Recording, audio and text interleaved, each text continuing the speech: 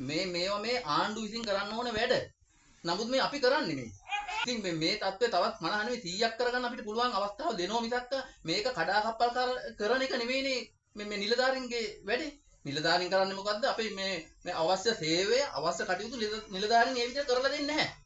විදුලිය නැති නිසා තමයි අපිට මේවා හම්බ වෙන්නේ. එතකොට අපිට අමතර ආදායමත් අපිට අඩු වෙනවනේ. අපිට මේකට ප්‍රශ්නෙට විසඳුමක් විදියට ඉතින් විදුලිය ලබා දුන්න නම් හොඳයි කියලා තමයි කියන්නේ. මගේ මේ විදුලි ඉල්ලීම පරක්කු කරලා දිගටම පරක්කු කරා. ඒ වුණාට අපිට අහන්න අයිතියක් නැහැ. ඇයි ප්‍රමාද කියලා. ඊට පස්සේ මේ මිනිස්සු අපේ කරේ නගිනවා. අපේ 50 දෙනෙක් විතර මෙතන දැනට සයන් රැකියාව වශයෙන් කරගෙන යනවා. ඒ අයගේ රැකියාව නැති කරන්න එපා. ඒ නිසා අනිවාර්යෙන් කරන්ට් එක ලබා දීලා අපිට මේ සයන් රැකියාව ඉදිරියට කරගෙන යන්න අවස්ථාව ලබා දෙන ලෙස ඉල්ලා සිටිනවා. ඉතින් මේ අපේ ජනාධිපතිතුමා මොනම මහන්සි ගත්තක් වැඩක් නැහැ. මේ වගේ වැඩ නොකරන නිලධාරීන් ඇත්තටම එළවල දාලා හරි මේව රැක ගන්න ඕන. මිනිස්සුන්ගේ සේවය තවදුරටත් අරගෙන දෙන්න ඕන. ඒකයි කරන්න ඕන. අපි ඉල්ලන්නේ අපි මේ මුදලට මේ ලයිට් ගන්නේ. බිල් ගෙවනවා. අපිට පහසුකම් දෙන්න. අපි අපේ සේවය අපි කරන්න. ප්‍රදේශයේ සේවය ජනතාවට අපිට කර හැකි සේවය අපි තවදුරටත් කරන්න. This is Magama TV News. Thanamalwila නගරයේ පවත්වාගෙන යනු ලබන දිවි අරුණ ස්වයං රැකියා වැඩසටහන යනු ප්‍රදේශයේ කාන්තාවන් විශාලක පිරිසකගේ අතමිට සරු කරගන්නට ලැබුණු හොඳ අවස්ථාවකි. මේ ඉන්නේ තනමල්විල පදිංචි සුජීව ජයවික්‍රම මහතායි. ඔහු දැනට වසර 10ක පමණ කාලයක සිට දිවි අරුණ නමින් ස්වයං රැකියා වැඩසටහනක් පවත්වාගෙන යන්නේ ප්‍රදේශයේ කාන්තාවන් විශාල පිරිසකට රැකියා අවස්ථා සලසමින් වසර 10ක් තිස්සේ පැවති මෙම ස්වයං රැකියා වැඩසටහන තුළින් ප්‍රදේශයේ කාන්තාවන් සිය නිවෙස් තුළ සිටම රැකියාවේ නිරතව මාසිකව රුපියල් 15000ක් 20000ක් පමණ තරමේ මුදලක් උපයාගෙන තිබුණේ ඉතාමත් පහසුවෙන්. මෙම ස්වයං රැකියා වැඩසටහන සඳහා ප්‍රදේශයේ කාන්තාවන් රැසකගෙන්ම තවදුරටත් ඉල්ලීම් ලැබීම නිසා මෙහි නිර්මාතෘ සුජීව ජයවික්‍රම මහතා මෙම ස්වයං රැකියා වැඩසටහන පුළුල් කිරීමට තීරණය කරනවා. ඒ අනුව ඒ සඳහා අවශ්‍ය නව මුද්‍රණ යන්ත්‍රයක්ද ඔහු විසින් මිලදී ගනු ලබන්නේ. මේ සඳහා අවශ්‍ය තෙකලා විදුලිය ලබා දීමට තනමල්විල විදුලි බල මණ්ඩලයේ නිලධාරීන්ට හැකියාව ඇති බව පැවසීම නිසා සුජීව ජයවික්‍රම මහතා මෙම නව මුද්‍රණ යන්ත්‍රය මිලදී ගැනීමට පෙර ආතුවම තනමල්විල විදුලි බල මණ්ඩලයට ගොස් එහි විදුලි අධිකාරීවරයාද හමුව මේ සම්බන්ධයෙන් විමසීමක් කරනවා. එහිදී විදුලි අධිකාරීවරයා අදාළ විදුලි සැපයීම ලබා දිය හැකි බව පැවසීමෙන් අනතුරුවයි ඔහු විසින් මෙම නව මුද්‍රණ යන්ත්‍රය මිලදීගෙන මෙම දිවි අරුණ වැඩසටහන ව්‍යාප්ත කරන්නට කටයුතු කර තිබෙන්නේ. එහෙත් අද ඔහුට අත්ව ඇත්තේ සෝචනීය ඉරණමක්. මේ ඔවුන්ගේ දුක්ඛිත කතාවයි. තනමල්විල ප්‍රදේශයේ ස්වයං රැකියා වැඩසටහන ආරම්භ කරලා අපි මේ දැනට මේ වැඩ කටයුතු කරගෙන යනවා අවුරුදු 10ක් වගේ තිස්සේ. එතකොට ඔච්චර කාලයක් කරගෙන ආපු ස්වයං රැකියා වැඩසටහන අපි තවත් කුරුල් කරලා වැඩි මේ ප්‍රමාණයකට මේක සේවය ලබා ගන්න පුළුවන් විදිහට මම අවස්ථාව හදලා දෙන්න ඇත්තටම සැලසුම් කරා. ඒ අනුව මේ අපිට වෙන මැෂින් එකක් ගන්න ඕනකම තිබුණා. නමුත් මට මේ අලුත් වැඩ පිළිවෙල අනුව මට 50කට විතර වගේ දැනට ඉල්ලුම් කරලා තියෙනවා, පුහුණු කරලා තියෙනවා. 50ක් විතර වගේ පවුල් දැනට ඉන්නවා. ඉතින් ඒ අයට අවශ්‍යතාවය වෙනුවෙන් මේ නම ඒ කියන්නේ අලුත් මුද්‍රණ මැෂින් එකක් අලුත් තාක්ෂණයෙන් ගන්න වුණා. තිබිච්ච මැෂින් එකට වැඩිය. ඉතින් නමුත් ඒක ගන්නව නම් ඒකට 3 phase කරන්ට් එක ඕන. මේ මැෂින් එක ගන්න කලින් මම ඒක යන ගිහිල්ලා තනමල්විල මේ විදුලි මණ්ඩලයෙන් ගිහිල්ලා ඇහුවා මේ මෙන්න වගේ ගැටලුවක් තියෙනවා මට මේ කරන්ට් එක ගන්න පුළුවන්ද කියලා. එයාලා කිව්වා ගැටලුවක් නැහැ ට්‍රාන්ස්ෆෝමරේ ළඟ ඉඳලා තියෙන මීටර 400ක් වගේ දුර ගැටලුවක් නැහැ ගන්න පුළුවන් කියලා. ඒ කියන්නේ සති දෙකකට මෙහා පැත්ත ගන්න පුළුවන් කියන විදිහට තමයි එයාලා කිව්වේ. ඒ නිසා සියලුම මුදල් වියදම් කරලා මේ ගමෙන් ගිනි පොලියට මුදල් අරගත්ත සල්ලි මදි වෙලා. ඉතින් එහෙම අරගෙන තමයි මේ මැෂින් එක අපි මිලට ගත්තා. මිලට අරගෙන මේ ඉල්ලුම් පත්‍රය දුන්නා තනමල්විල විදුලි මණ්ඩලයට මේ දීලා පරක් වෙනවා දිගටම පරක් වෙනවා. ඒ ගමන් මං ගිහිල්ලා ඔය ගැන ඇහුවා. ඇහුවම ඒකට හරි උත්තරයකුත් නැහැ.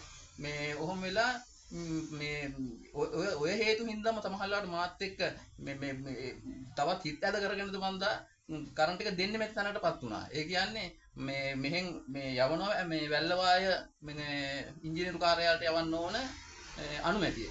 එතකොට ඉංජිනේරු කාර්යාලයෙන් අනුමැතියට ඇවිල්ලා මේ අනුමත වෙච්ච ෆයිල් එක ගෙනියන්න කියලා මට තනමල්ලියෙන් මේ ඇවිල්ලා පණිවිඩය කිව්වා ගිහිල්ලා මුදල් බැඳලා එන්න මේ කරන්ට් එක දෙන්නම් කියලා.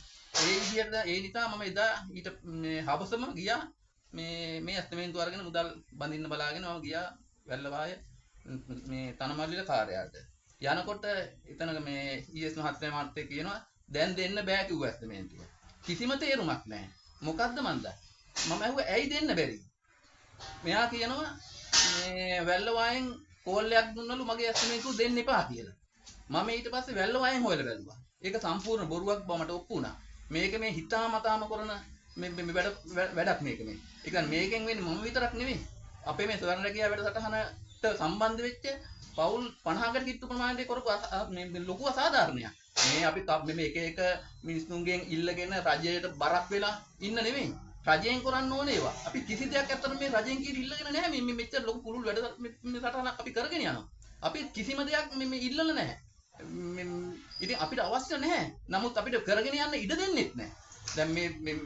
දැන් මේ මැෂින් එක මේ නිකන් මල කනවා. අපරා තව ටික දවසක් යනකොට මේක යකඩ උඩක් විතරක් වේවි. ඊට පස්සේ අන්තිමට සිද්ධ වෙන්නේ අපිට මේ ජීවිතේ නැති කරගන්න විතර මේ ගෙවා ගන්න බෑ මේ මුදල්. අපි හිර වෙලා තියෙන මුදල් මේ පොලිය විතරක් ගෙවන්න වෙනවා මාසෙට 40000ක් විතර. දැන් මාස කීයක් තිස්සේද මැෂින් එක මෙහෙම තියෙන්නේ? දැන් මාස 3ක් වෙනවා හරියට. මාස 3ක් එක තැන මැෂින් එක. ඉතින් මේ වැඩක් ගන්න බැරි තත්ත්වයකටපත් වේවි කොහොම ඉඳලා. එහෙම වුණොත් අන්තිමට සිද්ධ වෙන්නේ මේ සියදිවි නසා ගන්න විතරයි. වෙන විකල්පයක් නැහැ. ඒක නිලධාරීන්ගෙන් ඉල්ලීමක් කරලා මේ මිනිස්සු මේ ගැන තැකීමක් කරන්න නැගද කියන්නේ? ඇත්තටම නැහැ. නිලධාරීන් ඒ කියන්නේ මම මැෂින් එක ගන්න මේ කලින් ඉඳලම ගිහිල්ලා අහලා මේ ගත්තේ සැලසුමක් ඇතුව මේක කරේ. ඉතින් ඇයි මෙහෙම කරන්නේ? මේවට කර මැෂින් එක ගන්න කලින් තකලා විදුලිය ඕන කියලා ගිහින් ඇහුවා. අනිවාර්යෙන්ම. මම අහලා තමයි මේ වැඩේ බැස්සේ. ඒ කියන්නේ ඒ වෙලාවේ දෙන්නම් කිව්වද? ඒ වෙලාවේ දෙන්නම් කිව්වා. දෙන්න පුළුවන් කිව්වා. මේ ඇතුළතදී ඒගොල්ලෝ සාකච්ඡා කරලා කිසිම ගැටලුවක් නැහැ. ට්‍රාන්ස්ෆෝමරේ මේ කිට්ටුවමයි ඔය කියන තැන තියෙන්නේ. කිසිම ගැටලුවක් නැහැ දෙන්න පුළුවන්. ඉතින් එහෙම කියලා තමයි මේ වැඩේට බැස්සේ මේ ඇත්තටම අපි සැලසුමක් ඇතුව මේක කරේ. මේ කණ්ඩායම් බඳව ගත්තා ඊට පස්සේ සොයර් රැකියා කණ්ඩායම් අලුතෙන් බඳව ගත්තා. දැන් මේක පුළුල් කරලා. ඉතින් මේවා මේ ආණ්ඩුව විසින් කරන්න ඕන වැඩ. නමුත් මේ අපි කරන්නේ නෙමෙයි. දැන් මේ වෙනකොට පවුල් මේ 50කට කිට්ටු ප්‍රමාණයක් අපි මේ පහසුකම් දීගෙන ඉනවා. ඉතින් මේ තත්ත්වය තවත් 50 නෙමෙයි 100ක් කරගන්න අපිට පුළුවන් අවස්ථාව දෙනවා මිසක් මේක කඩාකප්පල් කරන එක නෙමෙයිනේ මේ නිලධාරීන්ගේ වැඩේ. නිලධාරීන් කරන්නේ මොකද්ද? අපි මේ අවශ්‍ය සේවය අවශ්‍ය කටයුතු නිලධාරීන් ඒ විදිහට කරලා දෙන්නේ නැහැ. දැන් මගේ මේ විදුලි ඉල්ලීම පරක්කු කරලා දිගටම පරක් කරා. ඒ වුණාට අපිට අහන්න අයිතියක් නැහැ. ඇයි ප්‍රමාද කියලා. ඊට පස්සේ මේ මිනිස්සු අපේ කරේ නගිනවා. අන්තිමට කරන්න තියෙන දේ කරන්නෙම නැහැ. ඒ කියන්නේ මෙයාලා මේ අපිට මේ පහතුකම් දෙන්න සැලසුම් හදනව නෙමෙයි. නොදෙන්න සැලසුම් හදන්නේ නෙමෙයි. දැන් ඒක මේ කරලා තියෙන්නේ. මොනවා හරි පොයින්ට් හොයාගෙන අපේ දේ නොකර ඉන්න පුළුවන් පොයින්ට් තමයි දැන් මෙයාලා මේ හොයන්නේ. දිගින් දිගටම කරන්නේ මේක. ඔහොම ගියොත් එහෙම ඉතින් අපිට මේව කරන්න ඉදිරියට කරන්නම වෙන්නේ නැහැ. ඉතින් මේ අපේ ජනාධිපතිතුමා මොනම මහන්සි ගත්තක් වැඩක් නැහැ. මේ වගේ වැඩ නොකර නිලධාරීන් ඇත්තටම එළවල දාලා හරි මේව රැක ගන්න ඕන. මිනිස්සුන්ගේ සේවය තවදුරටත් අරගෙන දෙන්න ඕන. ඒකයි කරන්න ඕන. අපි ඉල්ලන්නේ අපි මේ මුදලට මේ ලයිට් ගන්නේ. බිල් ගෙවනවා. අපිට පහසුකම් දෙන්න. අපි අපේ සේවය අපි කරන්න. ප්‍රදේශයේ සේවය ජනතාවට අපිට කර හැකි සේවය අපි තවදුරටත් කරන්න.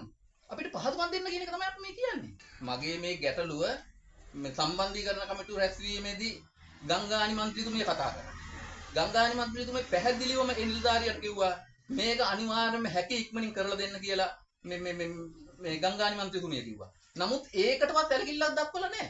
මහජන නියෝජිතවරියකටවත් දක්වන සැලකිල්ල දක්වලත් නැහැ. ඉතින් කොහොමද මේ රට හදන්නේ?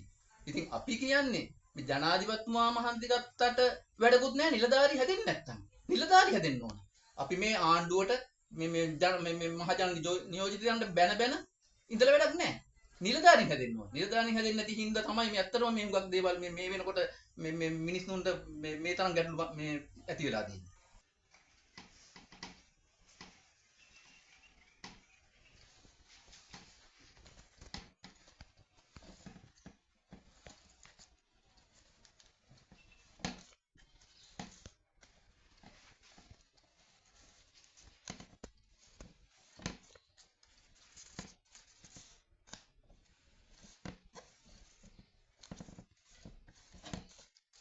දැනට මේ පාමිසිකවර අලවෙමින් කොහොමත් මාසකට රුපියල් 15000කට වැඩි ආදායමක් උපය ගන්නවා.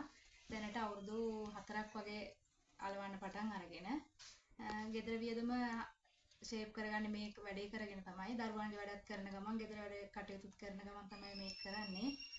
දැනට අපිට මේ තත්ත්වේ නැති වෙගෙන යන මේ වගක් පෙනී යනවා. දැනට කොළ print කරගන්න අමාරුයි. එතෙන්ට කරන්ට් එක දෙන්න නැති කතාවක් තියෙනවා. ඒ නිසා අපිට මේ වැඩේ දිගටම කරගෙන යන්න උදව්වක් වශයෙන් අනිවාර්යෙන් එතන කරන්ට් එක ලබා දීලා අපේ 50 දෙනෙක් විතර මෙතන දැනට සයන් රැකියාවක් වශයෙන් කරගෙන යනවා. ඒ අයගේ රැකියාව නැති කරන්න එපා. ඒ නිසා අනිවාර්යෙන් කරන්ට් එක ලබා දීලා අපිට මේ සයන් රැකියාව ඉදිරියට කරගෙන යන්න අවස්ථාව ලබා දෙන ලෙස ඉල්ලා සිටිනවා.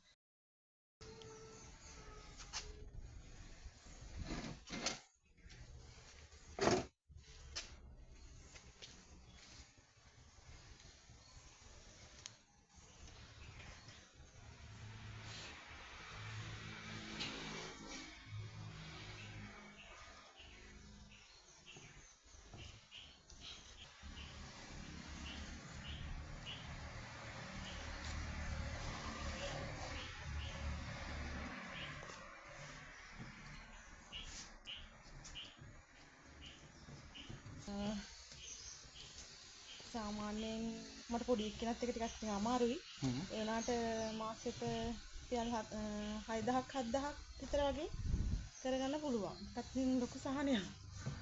දැන් අපිට මේ කොළ වෙලාවට ලැබෙන්නේ නැහනේ. ලැබෙන්නේ නැති ප්‍රශ්නේ තමයි. එතකොට මේ විදුලිය නැති නිසා තමයි අපිට මේවා හම්බ වෙන්නේ. එතකොට අපිට අමතර ආදායමත් අපිට අඩු වෙනවනේ. අපිට මේකට ප්‍රශ්නෙට විසඳුමක් විදියට ඉතින් විදුලිය ලබා දුන්නා නම් හොඳයි කියලා තමයි කියන්නේ.